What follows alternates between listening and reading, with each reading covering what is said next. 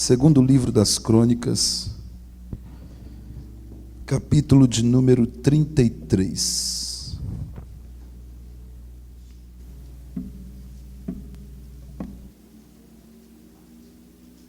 Glória a Deus.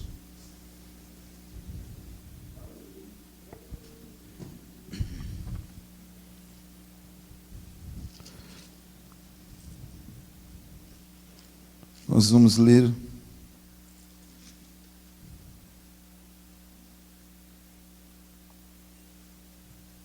o verso de número 9 em diante. Diz assim o texto: E Manassés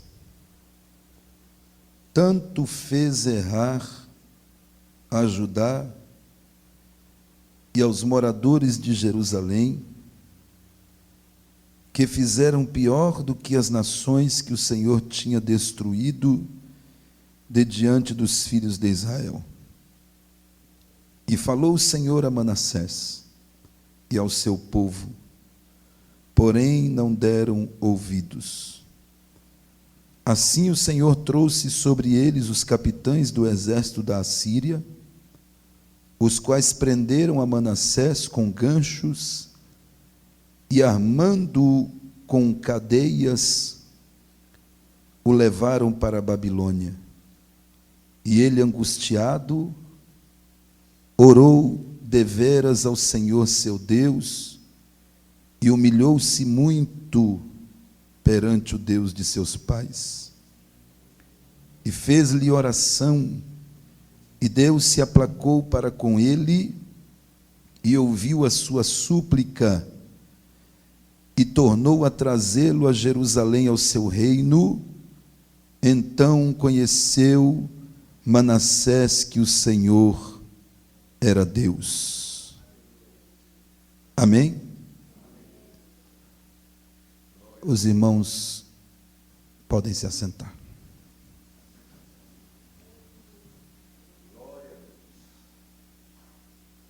Queridos irmãos, amadas irmãs, Igreja do Senhor, como eu havia anunciado aos irmãos, que o assunto do nosso estudo de hoje seria este: o avivamento nos tempos de Manassés.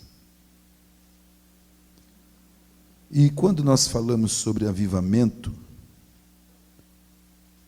é preciso dizer à igreja o que é avivamento. Porque a gente vive dias na face da terra em que muito se fala de avivamento, porém grande parte das pessoas não sabem o que é verdadeiramente o avivamento. E hoje eu estava meditando um pouco na escrita de um teólogo comentarista, e em um dos seus livros ele escreve um pouco sobre avivamento e diz, primeiramente, o que não é avivamento. Eu anotei aqui algumas poucas partes da escrita dele para compartilhar com os irmãos, o que eu achei muito importante, e é um teólogo de confiança.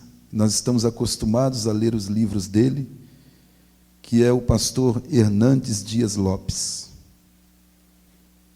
E ele disse que avivamento não é um programa agendado pela igreja. Avivamento não é... Cadê o Jonathan? Me acompanha ali, só no teclado, só o teclado. Avivamento não é uma ação da igreja, é uma ação de Deus. Avivamento, a igreja não pode promovê-lo. Igreja nenhuma pode promover e nem fazer avivamento. A igreja não é agente do avivamento. A igreja não agenda e nem programa para determinado dia um avivamento. A única coisa que a igreja pode fazer é buscar o avivamento e preparar o caminho para a chegada deste avivamento. Depois ele disse que avivamento não é uma mudança doutrinária, porque tem muita gente cometendo o engano de achar que devem buscar apenas o fogo e desprezar a teologia e a doutrina, achando que assim estão buscando o avivamento. Mas desprezar a doutrina é dinamitar os alicerces da vida cristã.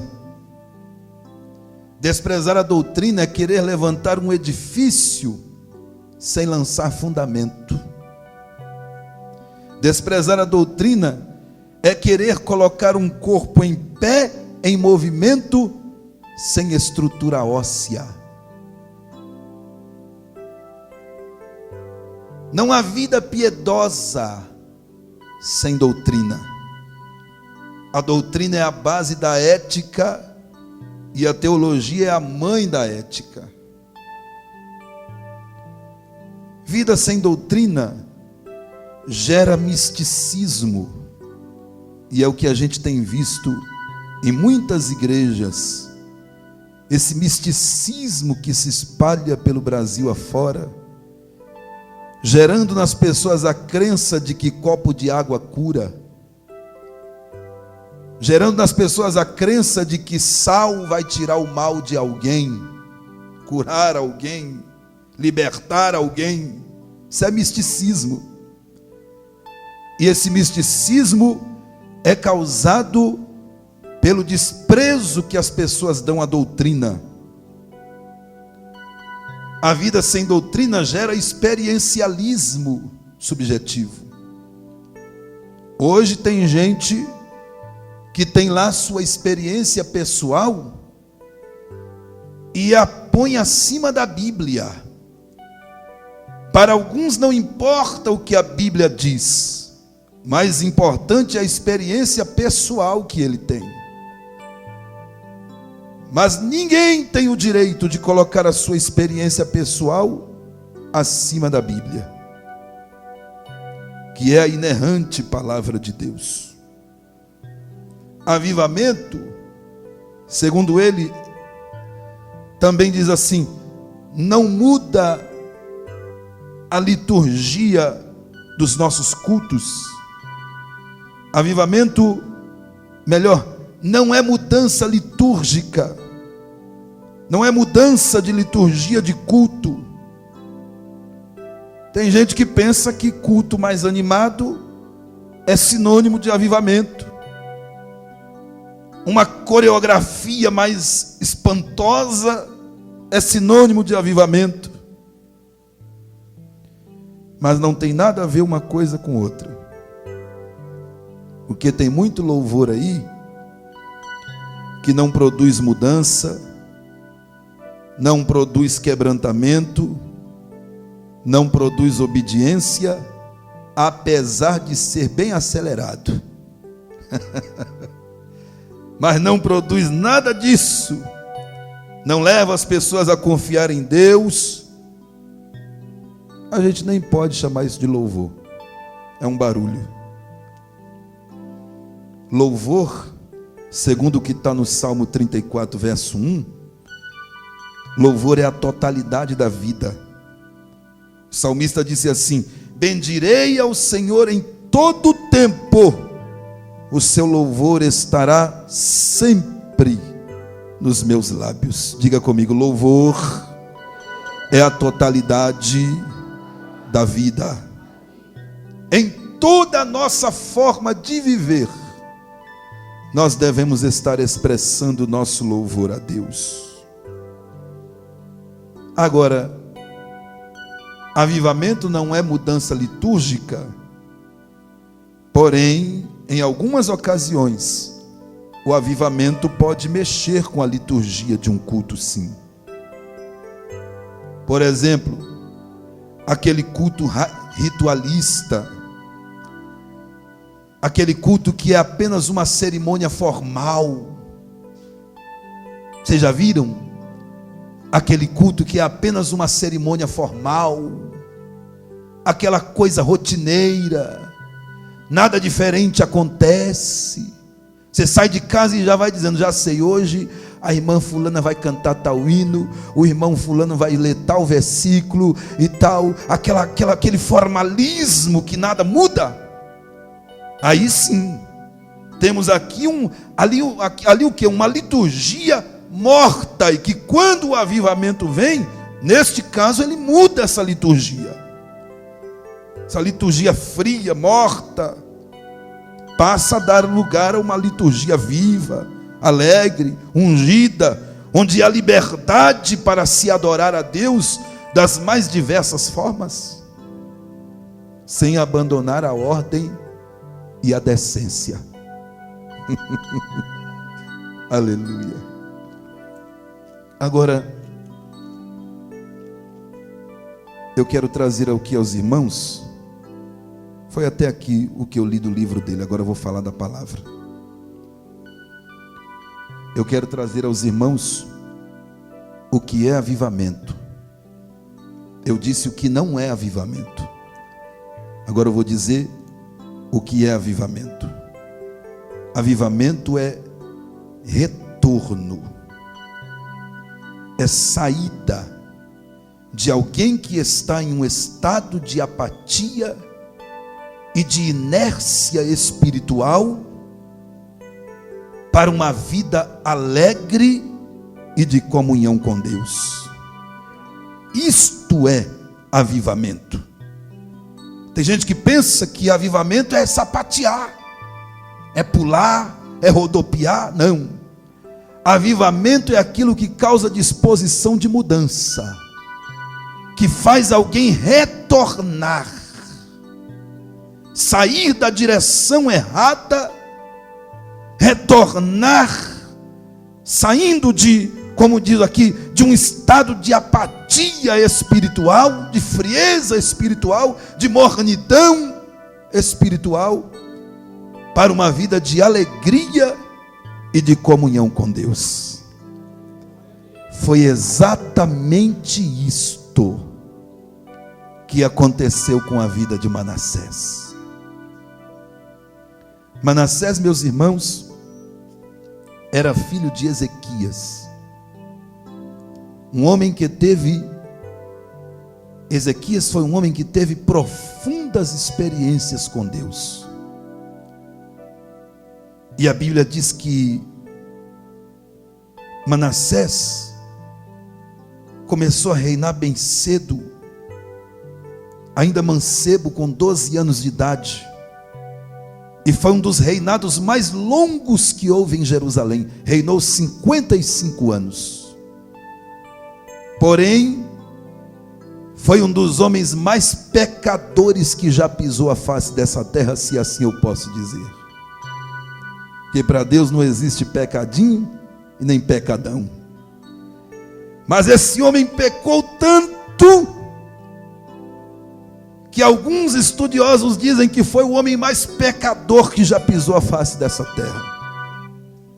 A Bíblia Sagrada toma aqui no capítulo 33 alguns versículos para descrever de uma forma resumida os pecados que cometeu este homem. O versículo de número 2, após dizer que ele começou, no versículo 1, após a Bíblia dizer que ele começou a reinar com 12 anos de idade, reinou 55 anos em Jerusalém, o versículo de número 2 diz assim: e fez o que era mal aos olhos do Senhor. Todas as vezes que você encontrar na Bíblia, principalmente na história dos reis, você vai ver muito isso. No livro dos reis, em Crônicas, Você vai ver escrito assim: e fez o que era mal aos olhos do Senhor, e fez o que era reto aos olhos do Senhor. Quando a Bíblia diz que alguém fez o que era mal aos olhos do Senhor, ela está querendo dizer, desprezou, não levou em conta, não observou as leis, mandamentos e preceitos do Senhor. Quando você encontrar na Bíblia, e fez o que era reto aos olhos do Senhor, a Bíblia vai estar querendo dizer, levou em conta, deu importância, praticou, observou as leis, preceitos e mandamentos do Senhor. Este, por sua vez, a Bíblia diz que ele desprezou, conforme as abominações dos gentios, que o Senhor tinha lançado fora, ou seja, aquelas abominações que os cananeus cometiam nas terras de Canaã, antes que as terras fossem tomadas deles, a idolatria, a feitiçaria e tantos outros pecados que nós vamos descrever aqui. Manassés aderiu, implantou e começou a fazer tudo isto novamente em Jerusalém. O versículo de número 3, a Bíblia diz que ele restaurou os altares de Baal e também os altares de outras divindades cananeias.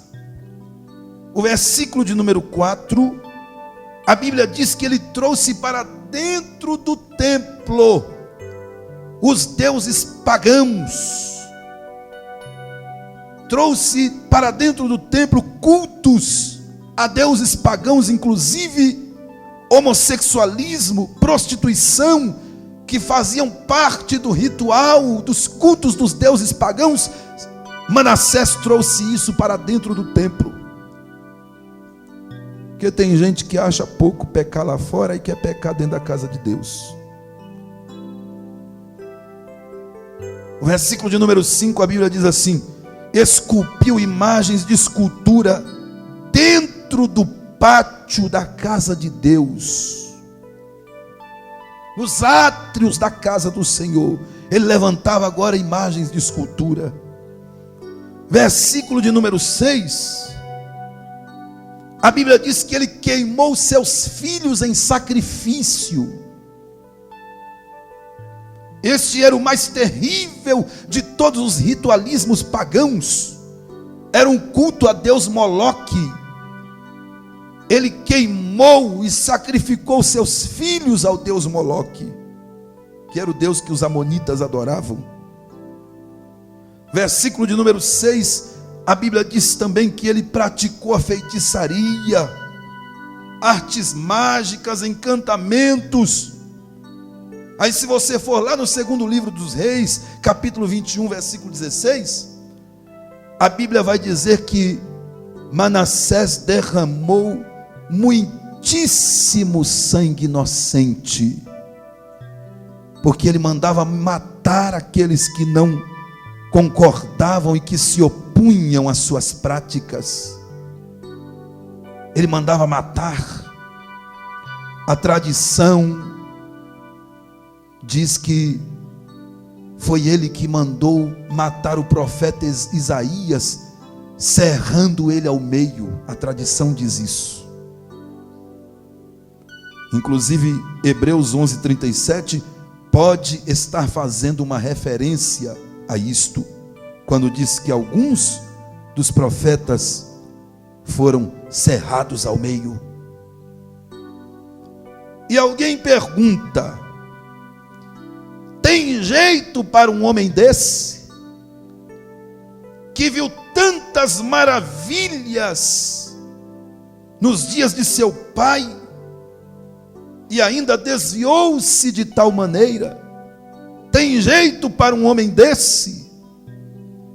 Olhando pela ótica humana, Diácono Robson, nós diríamos: para esse aí não tem jeito. Esse aí tem que sumir com ele da face da terra. Mas o que mais se destaca na história de Manassés não é a grandeza dos seus pecados, e sim a grandeza do amor de Deus para com ele. A grandeza do amor de Deus para com o pecador. No versículo de número 11, que nós lemos em diante, entra em ação um plano de resgate de Deus, um plano de salvação, através da misericórdia de Deus. Quem está me ouvindo diz amém. Porque o versículo de número 11 diz que Deus o entregou ao cativeiro. O exército da Síria veio, e a Bíblia diz que com os capitães tiraram Manassés, que era rei em Jerusalém, o tiraram do trono, e com ganchos, com cadeias, amarrado com cadeias, o levaram para a Babilônia. E esse cativeiro aqui, meus irmãos, trouxe a Manassés grande angústia e grande sofrimento. Só que uma das grandes lições que nós aprendemos aqui é que a punição de Deus também é fruto da sua misericórdia. Você não entendeu, por isso você não deu glória a Deus. Por isso você não deu glória a Deus. Você não entendeu. A punição de Deus também é fruto da sua misericórdia. Quem não entende isto, olha alguém sendo punido por Deus e diz assim: esse aí Deus está matando aos poucos para fazer ele sofrer, porque não vale nada e para ele não tem mais jeito. Mas Deus olha de lá e diz assim: eu estou punindo, porque a punição que eu estou dando a ele é um fruto da minha misericórdia. É para mostrá-lo um novo caminho, uma nova direção, e mudar para melhor completamente a vida desta pessoa. Por isso que Provérbios 27:6, a Bíblia diz que fiéis são as feridas feitas pelo que ama. Tu já viu pregando esse versículo, né? Nas viagens por aí. Aqui eu nunca preguei esse versículo aí. Qualquer dia eu vou pregar esse versículo aqui. Fiéis são as feridas feitas pelo que ama. Deus não fere porque odeia, Ele fere porque ama. E tem gente que não entende isso e diz assim: Deus é tão bom, Deus é amor. Deus é amor, mas é justiça. Tem gente que tudo que acontece é o diabo, o diabo está me perseguindo, o diabo. E tem hora que você tem que ter discernimento, porque às vezes pode não ser o diabo, pode ser a mão de Deus. Mas Jó 5:16 e 17, a Bíblia diz assim: bem-aventurado é o homem que de bom grado recebe a repreensão do Senhor, porque ele tem as mãos que faz a ferida, mas também tem as mãos que curam a ferida. Quem pode levantar a mão e dar um glória a Jesus? Aleluia! Nunca devemos achar que pelo fato de Deus ser misericordioso, Ele não executa juízo e justiça sobre os infiéis. Talvez alguém pode olhar para a quantidade de pecados de Manassés e dizer assim: mas Deus demorou, ele pecou tanto. A demora de Deus aqui não é fraqueza, é oportunidade para arrependimento. Quando você vê alguém pecando, perseguindo, aprontando, e Deus não faz nada, não é que Deus está demorando porque Deus é fraco. Deus está dando oportunidade para o arrependimento. E Manassés, ele pensava que ele era intocável. Por ser o rei de Jerusalém,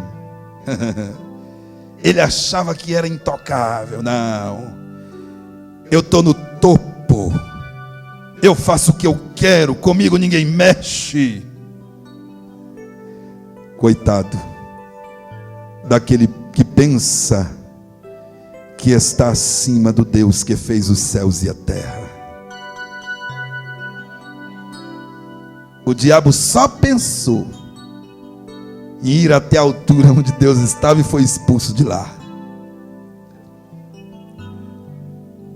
Manassés pensava que era intocável, mas chegou o momento de Deus tratar com ele. Se tem alguém que você conhece que anda com o coração endurecido e às vezes até te persegue e quer atrapalhar a sua caminhada cristã, quer calar você para que você não continue professando a sua fé, fica tranquilo. O Deus que tratou com Manassés vai tratar com essa pessoa também. Pastor, mas eu estou no Salmo 70, Deus tem que se apressar, está demorando. Deus está dando oportunidade ao arrependimento.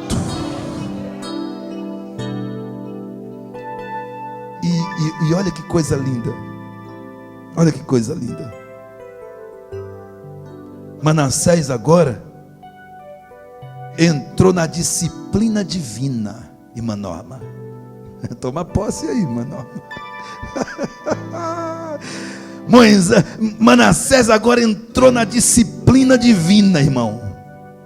E a disciplina divina é tremenda. O homem aprende com a disciplina divina, não tem como não aprender.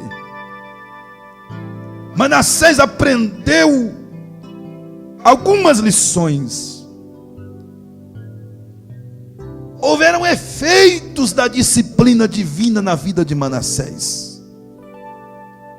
E eu vou citar aqui pelo menos 3 efeitos da disciplina divina na vida de Manassés. Versículo de número 12, quem tem Bíblia acompanha. E ele, angustiado, orou deveras ao Senhor seu Deus, e humilhou-se muito perante o Deus de seus pais. Esta expressão, humilhou-se, deixa claro que Manassés reconheceu o seu pecado.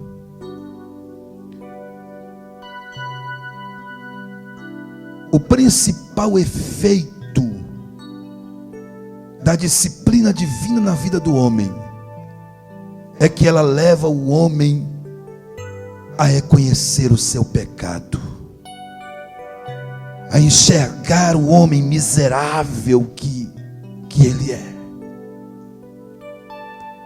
Manassés reconheceu o seu pecado quando entrou na disciplina divina. Por isso que tem gente, irmão, que Deus tem que tratar, é duro mesmo. Porque tem gente que não se arrepende dos pecados. Tem até remorso, mas não se arrepende. Remorso é uma coisa, arrependimento é outra. Arrependimento causa conversão. O arrependimento traz a conversão, e conversão é mudar a direção. Quando alguém realmente se arrepende, ele larga aquele erro e diz: não vou praticar mais. Aleluia. E Manassés reconheceu. Tem gente, irmão, que só sabe cobrar de Deus, mas não enxerga as misérias. Só sabe cobrar. O Senhor prometeu, está demorando, manda logo, eu quero, faz desse jeito, faz dessa maneira. E tem gente que ainda quer ensinar Deus a fazer as coisas. E Deus está olhando e dizendo: reconhece que tu és pó. Reconhece que tu não és nada. sem mim tu nada podes fazer. Reconheça o homem miserável que és, e te humilha, porque este é o caminho da exaltação de Deus para a vida de um homem, é a humilhação. Segundo, Manassés reconheceu a grandeza de Deus, e quando ele se humilhou, é porque ele estava reconhecendo a grandeza de Deus. Aleluia. Que o Espírito Santo essa noite trabalhe nos nossos corações, meus irmãos, para que nós possamos reconhecer a nossa pequenez diante da grandeza do Deus que nós servimos. Ele é tão grande. Terceiro, Manassés agora passa a estar totalmente dependente de Deus, porque a disciplina divina, ela tira de nós todos os nossos recursos. Quando a gente está na disciplina divina, as nossas estratégias não dão certo, a nossa experiência não vale nada, a nossa sabedoria humana é como trapo imundo para o Senhor. Quando nós estamos na disciplina divina, nós ficamos totalmente na dependência dEle. Ele coloca você numa situação que você não consegue fazer assim para cá, nem assim para cá, nem para cá, nem para cá. Ele diz assim: se eu autorizar, você faz. Se eu não autorizar, você não faz. Se eu autorizar, você vai. Se eu não autorizar, você não vai. Agora tu estás na minha dependência.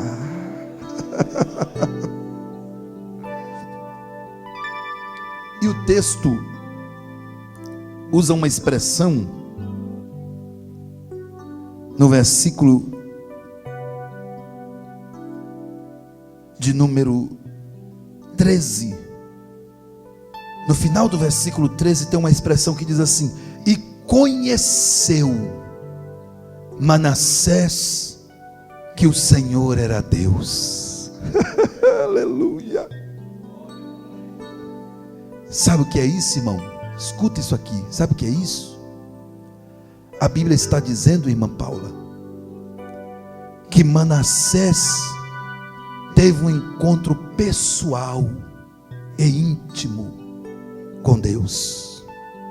Ele era rei, ele sabia as experiências do seu pai. Porém Manassés, melhor dizendo, ainda não havia tido um encontro pessoal com Deus. Quando a Bíblia diz conheceu Manassés que o Senhor era Deus, a Bíblia está querendo dizer, ele teve um encontro pessoal com o Senhor. Porque até então o encontro dele não era pessoal. O encontro dele era através das experiências de seu pai. Tem gente que só conhece Deus assim, através de experiência de outro. Não, eu vou à igreja porque a fulana me leva, porque o fulano me leva, porque ele disse que Deus fez assim, assim, assim, porque Deus mudou isso, isso e isso na vida dele. E na sua, Deus já mudou o quê?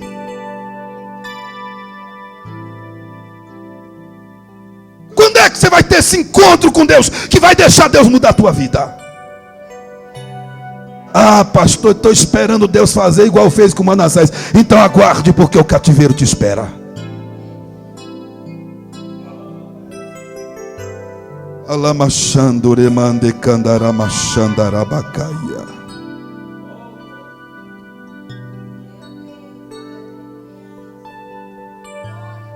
Manassés, irmão, só se arrependeu quando ele foi colocado na disciplina divina e teve um encontro pessoal com Deus. E tem gente aqui que Deus está dizendo: eu já marquei um encontro contigo. Eremi canta, lamachuri me canto e decandarava cheia. A tua hora está chegando. Mas eu não vou te matar não. Tu vai ter uma experiência grande comigo. Vai reconhecer a minha grandeza e vai testemunhar a mudança que eu fiz na tua vida. Dereia seri minaramanturi me canta lamas. Vai. Pastor, se eu podia ter me livrado dessa. Não, meu amigo, a palavra já foi lançada. Não tem mais para onde correr. A palavra já foi dita. Deus já colocou na minha boca e ela já saiu da minha boca. Aleluia! E é só esperar para ver o que Deus vai fazer. Remicanto e de pancho remande candarava cheia. O relógio de Deus não atrasa. Não fica com medo não. Eu vou dizer quais foram os resultados desse avivamento e eu termino. Porque isso aqui é um avivamento de Deus na vida de Manassés. Manassés estava precisando reviver.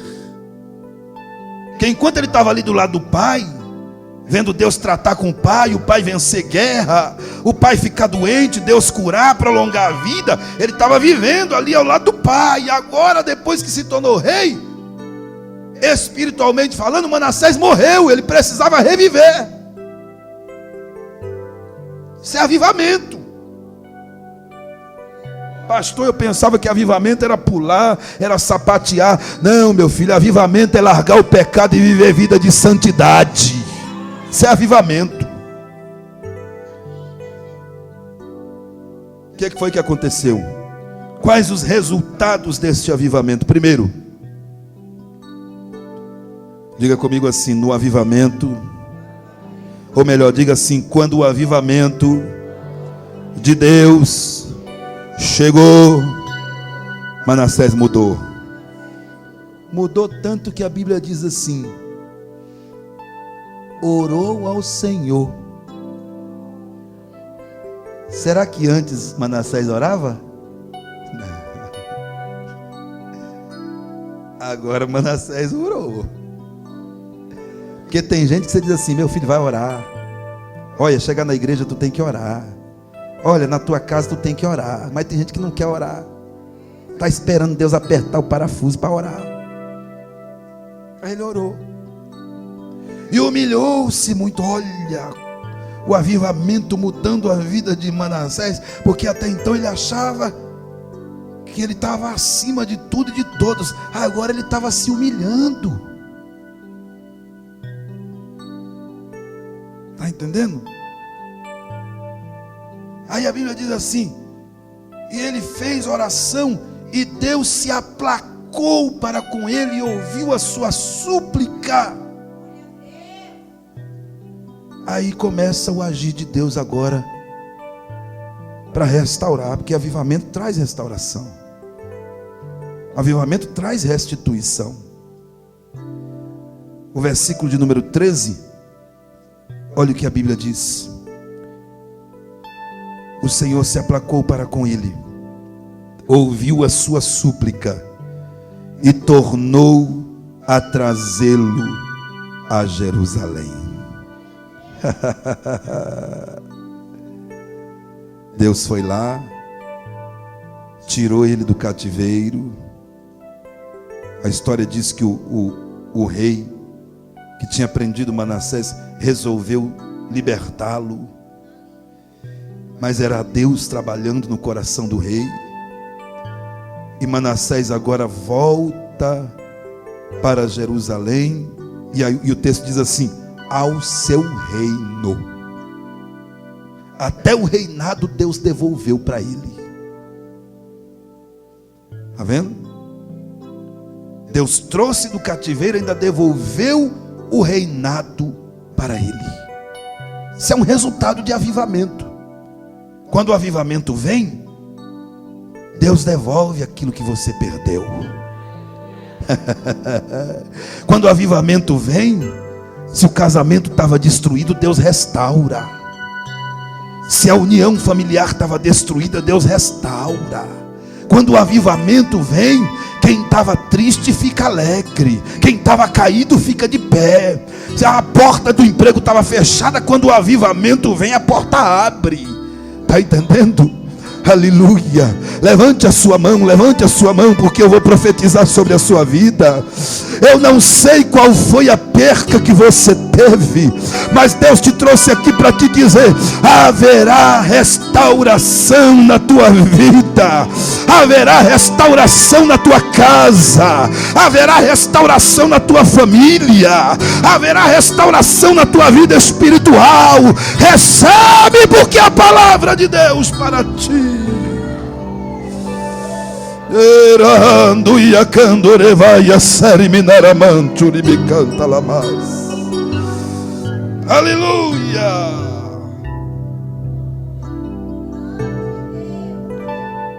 Outra coisa, quando o versículo 13 diz assim: fez-lhe oração, conheceu Manassés que o Senhor era Deus. A Bíblia também está querendo dizer que Manassés ali, ele colocou a sua vida espiritual em ordem. Então, um dos efeitos do avivamento na vida da pessoa é que a vida espiritual que estava desordenada, relaxada, estragada, ela passa a ser restaurada e é colocada em ordem. E tem gente que está aqui no nosso meio, que Deus está dizendo assim, ó: é hora de você colocar sua vida espiritual em ordem. Pastor, faz tempo que eu não leio a Bíblia, então sua vida espiritual está em desordem. Faz tempo que eu não oro, pastor, por isso que nem força para dar glória a Deus na igreja eu não tenho. Tua vida espiritual está em desordem. Coloca em ordem hoje. Aproveita esse avivamento que Deus está mandando e coloca em ordem a sua vida espiritual. Terceiro, olha o efeito do avivamento, versículo 14. Acompanhe se você tiver com a Bíblia aberta. Depois disto, edificou o muro fora da cidade de Davi, ao ocidente de Gion, no vale, e a entrada da porta do peixe, ao redor de Ofel, e levantou muito alto. Também pôs capitães de guerras em todas as cidades fortificadas de Judá. Manassés procurou agora reparar os erros concernente aos outros. Ele agora estava cuidando de Jerusalém. Ele agora restaurou o muro, colocou soldados para guardar. O reino estava tudo bagunçado. Agora que ele voltou com esse avivamento de Deus sobre a sua vida, ele reparou os erros concernente aos outros também. Porque o crente avivado, ele não cuida só de si, ele se preocupa também com o seu próximo. O crente avivado, ele não pensa só em si, ele pensa no próximo. Quarto, versículo 15: e tirou da casa do Senhor os deuses estranhos e os ídolos, como também todos os altares que tinha edificado no monte da casa do Senhor e em Jerusalém, e os lançou fora da cidade.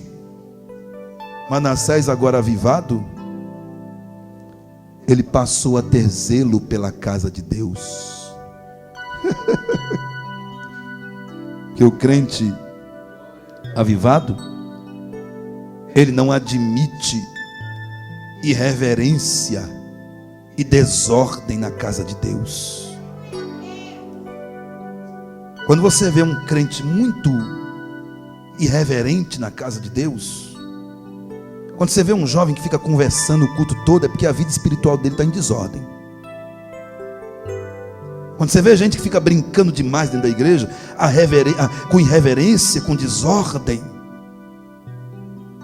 Porque tem gente que E essa questão de desordem, irmão, é muito ampla esse assunto. Quem limpa a igreja é que sabe o quanto de chiclete que a gente encontra grudado nas cadeiras.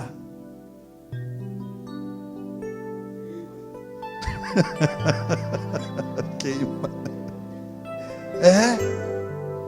Cadeira manchada, que o povo mancha de chocolate, é papel de bala jogado pelos cantos. Eu não sei se chupa bala na rua e vem e traz o papel para jogar aqui dentro, ou se abre bala aqui dentro, chupa bala aqui dentro e joga o papel aqui dentro.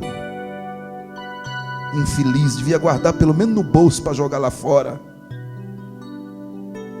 A irreverência é muito grande hoje na casa de Deus. Mas Manassés passou a ter zelo. Tem coisa lá dentro que não está agradando a Deus, eu vou tirar. Agora Deus está falando é comigo. Agora Deus está falando é comigo.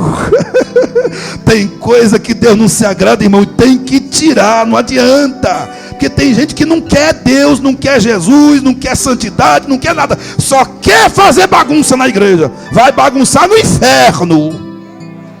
É assim que eu falo. Irmão, pastor, o senhor é assim? Sou assim, meu filho. Aleluia. Eu abraço todo mundo, beijo, digo que amo, mas eu tenho zelo pela casa de Deus. E o irreverente não fica muito tempo não, irmão. O irreverente, ele vem deixa eu ficar de olho na hora, que já está na hora de eu parar. O irreverente, ele fica pouco tempo, só que se o pastor não tomar cuidado, ele faz um estrago muito grande dentro da igreja. Aqui já passou alguns irreverentes. Teve um que ficou quase 3 meses, acho que não chegou a 3 meses. Quase fechou a igreja. E o irreverente, irmão, na maioria das vezes ele chega tão espiritual. Pastor, eu sou, não é querendo falar não, mas eu sou um vaso. Quando eu canto, pastor, o senhor vai ver. Quando eu toco, quando eu prego,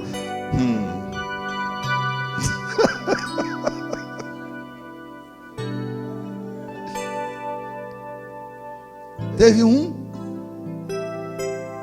e chegou uma época aqui não, ainda era no outro salão, né? Eu até comentei esse exemplo com o Marcelo, conversando com ele esses dias. Chegou, tal, parece, sabe? Eu falei, rapaz, agora esse caboclo vai ficar firme mesmo. Tá desviado, reconciliou, agora vai ficar firme mesmo. Aí foi passando os dias, irmão Jefferson, e eu comecei a reparar que todo culto, na hora da mensagem, ele ia embora. E nisso ele já estava até tocando na igreja. Porque tem hora que a necessidade é tanta, né? Que a gente diz assim, não tem tu, vai tu. Aí a gente pega e coloca para tocar, para cantar e tal. Já estava tocando. Mas todo culto, no meio do culto, ele levanta, no meio da mensagem, só na mensagem, ele ia embora. Aí, quando foi um dia, eu falei, rapaz, que reverência é essa? Eu vou querer saber porque que esse caboclo está indo embora no meio da mensagem. E aí, para completar, o Jonathan era mais novinho ainda na época, né? E a Jennifer também. E um dia ele saiu no meio da mensagem, chamou os dois lá fora e ficou conversando com eles. Quando foi no final do culto, eu disse, Jonathan, eu quero saber o que foi que aquele rapaz estava falando com vocês. Ele disse, pastor, é que ele toca em uma banda de forró. E ele saiu porque ele estava indo tocar no forró e perguntou se nós não queríamos ir lá no forró assistir ele tocar. Ah, irmão, eu virei um leão. Quando foi no outro culto que ele veio, eu já estava esperando ele na porta da igreja. Encostei ele na parede e disse aqui: olha rapaz, se tu não quer servir a Deus, tu não vem querer desviar quem está servindo a Deus não. A partir de hoje tu não toca mais nessa igreja. Pastor, mas eu agora sou crente, eu só toco lá porque estou me pagando, pastor, estou desempregado. Eu disse: meu filho, quanto é que tu ganha? Ele disse: R$100. Eu disse: ah, miserável, se tu não tiver coragem de renunciar R$100 por amor a Cristo, como que Deus vai trabalhar na tua vida? Vai renunciar esse pecado primeiro, meu irmão, para depois você vir querer tocar na igreja. Disse para ele, disse: aqui não é casa da mãe Joana. Falei desse jeito para ele. Entendeu? Porque a gente, irmão, que está na frente da obra, tem que ter zelo pela casa de Deus, senão Deus cobra de nós. Nunca mais ele pisou na igreja, porque não queria nada com Jesus, está desviado até hoje. Já foi lá na sede também, chegou lá, parecia que ia ficar, mas não ficou. Mas para terminar, vamos lá. Versículo 16. Manassés fez o quê? Reparou o altar do Senhor. Na Bíblia de vocês está igual a minha? Tá? Então eu vou dizer assim: Manassés fez o quê? E vocês vão gritar bem alto: reparou o altar do Senhor. Tá bom? Manassés fez o quê? Ah, tá. Olhe para quem está do teu lado e diga assim: entendeu a mensagem?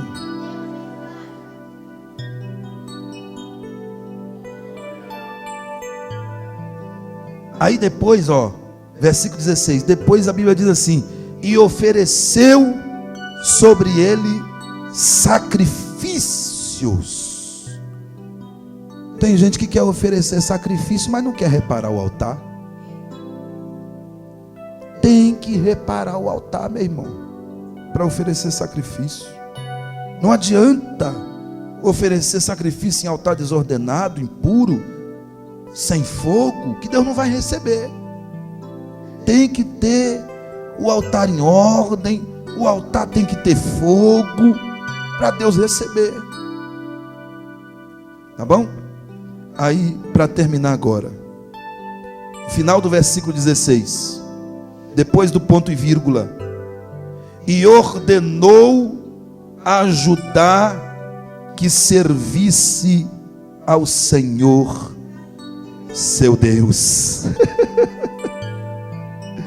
Sabe o que eu acho lindo? Olhe para mim, por favor. Sabe o que eu acho lindo isso aqui?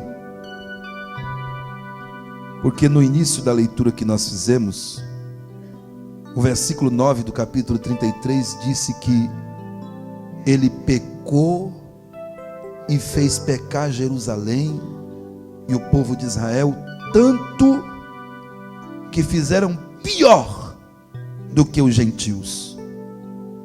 Mas agora, Manassés avivado, ele ordenou o povo a buscar o Senhor.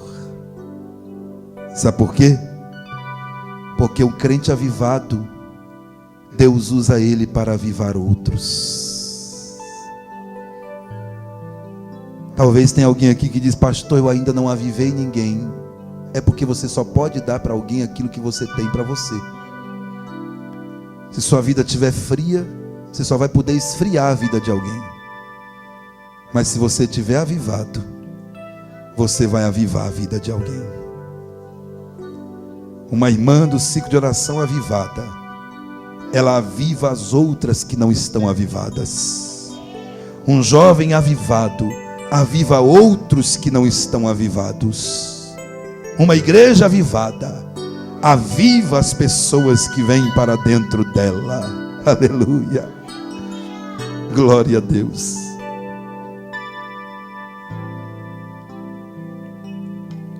Quantos querem um avivamento de Deus para a sua vida hoje? Fique de pé, por favor.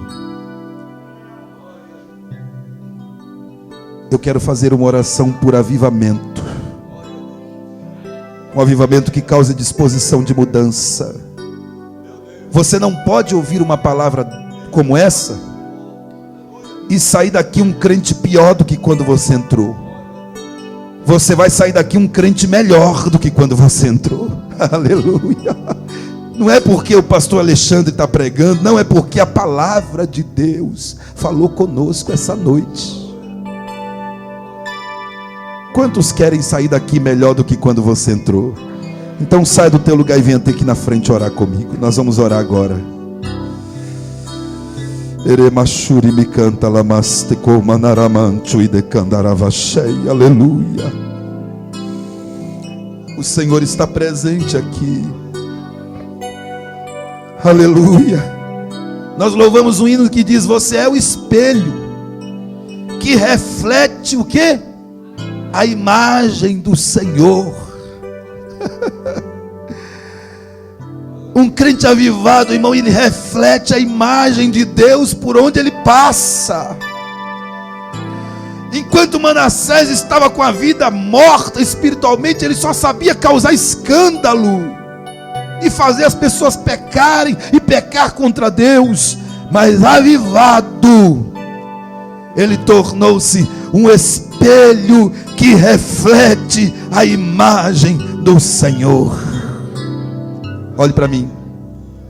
Manassés não precisou ninguém, não precisou forçar ninguém a buscar a Deus.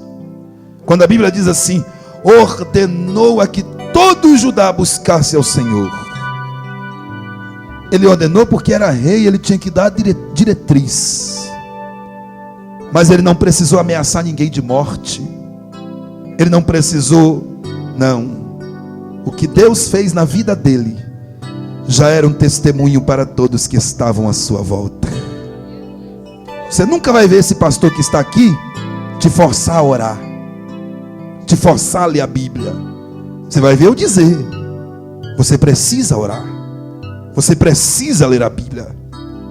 Você vai ver eu dizer: o caminho para o céu, a porta é estreita, mas eu não vou pegar você pelos cabelos e dizer: você tem que ir ao céu. Você escolhe. Se não quiser o céu, tem o inferno. Escolhe para onde você quer ir. Mas eu estou aqui para te aconselhar e dizer: o céu é melhor. Mas lá não entra bagagem. Lá só entra quem é santo e lavou as suas vestiduras no sangue do Cordeiro. Aleluia. Eu sinto a presença de Deus aqui. Feche os seus olhos agora onde você está. Você vai orar a Deus agora. Pastor, eu não sei orar. Com as suas palavras, tem alguma coisa que Deus quer ouvir de você, e eu não posso falar por você. Eu posso interceder, mas Deus quer ouvir você esta noite. Aonde Manassés estava, ninguém orou por ele. Ele teve que orar, ele teve que se humilhar. É você e Deus agora, e aonde você está, comece a orar agora e fale com ele.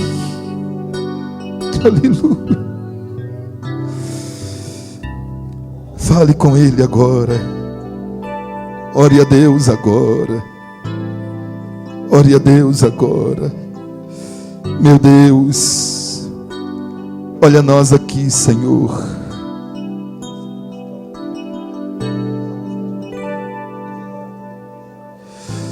Em nome de Jesus Cristo, meu Pai, meu Mestre, assim como Manassés clamou por um avivamento, Pai, assim como ele se humilhou diante de Ti, Senhor, nós estamos aqui para Te clamar, Pai, para suplicar ao Senhor por um avivamento sobre as nossas vidas, um avivamento que nos faça mudar, um avivamento que nos faça largar o caminho tortuoso, Pai, para viver uma vida de santidade diante do Senhor. Olha, Deus, já tem corações quebrantados aqui. Aramande kalashuri me canta lamantu e decandaramacheia. Já tem pessoas aqui, meu Deus, que estão orando. Já tem pessoas aqui que estão clamando, Senhor, por uma mudança. Ore, meu filho, ore. Clame a Deus, você precisa disso. Nós precisamos disto, nós precisamos desta mudança. Essa é uma oração que não se faz com pressa. Essa é uma oração que não se faz pensando em outras coisas. Esta é uma oração onde você tem que se esvaziar de toda a sua vaidade, de toda a carnalidade, de toda a impureza, para aceitar o plano de Deus, a vontade de Deus, o querer de Deus para a sua vida. Fale com Ele agora. Fale com Ele agora. Fale com Deus agora.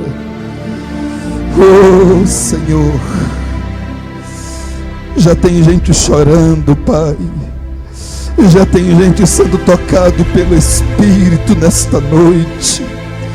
Não pode ser em vão, Pai, a nossa vinda até aqui essa noite. Remande calastu e te pancho, remande candaramas. Ele me canta la machuri, me canto e de candaramachaia.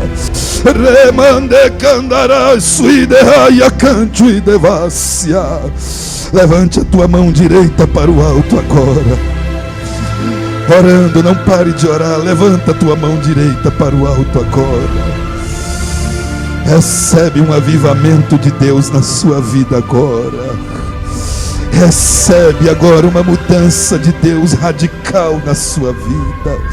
Deus está fazendo algo novo. Você é capaz de crer.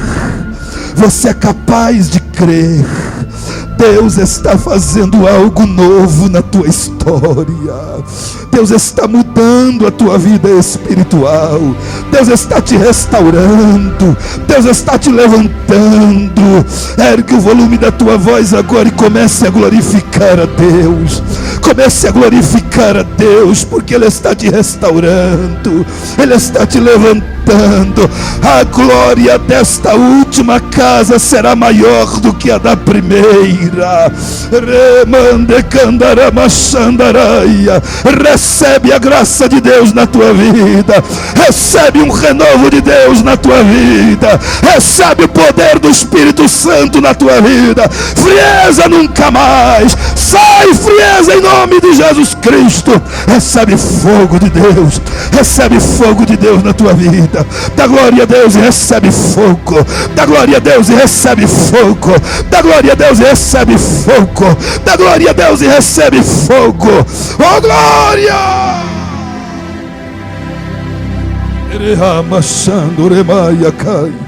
Ele me canta lá, machuri me canta lá, mas oh meu Deus, obrigado Senhor, porque a tua palavra muda, tua palavra restaura, tua palavra transforma, e nós tomamos posse, Senhor, desta palavra nesta noite, em nome de Jesus, ó Deus. Aleluia. Aqueles que tomaram posse, aplaude o Senhor bem alegre, aí mesmo onde você está. Aplaude o Senhor, aleluia, e cante assim comigo. Você é o espelho que reflete a imagem do Senhor. Não chore se o mundo ainda não notou. Já é o bastante Deus reconhecer o seu valor. Você é precioso, mais raro que o ouro puro de Ofir. Se você desistiu, Deus não vai desistir. Ele está aqui